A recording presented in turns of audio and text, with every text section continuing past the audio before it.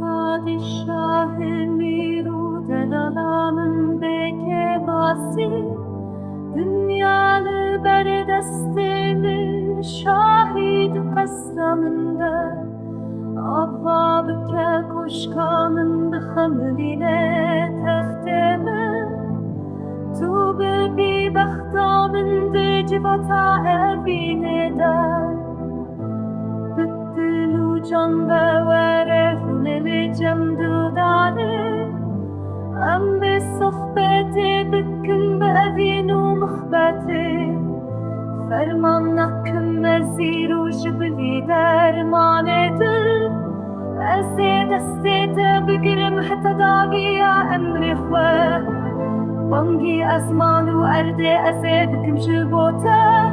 Lisser kakhız binivisim eviname ya ebedi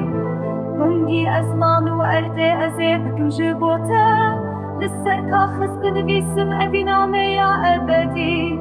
Belahem alem bibine eviname Emme bibin nakşhem vaşikan re Belahem alem bibine eviname Emme bibin nakşhem vaşikan re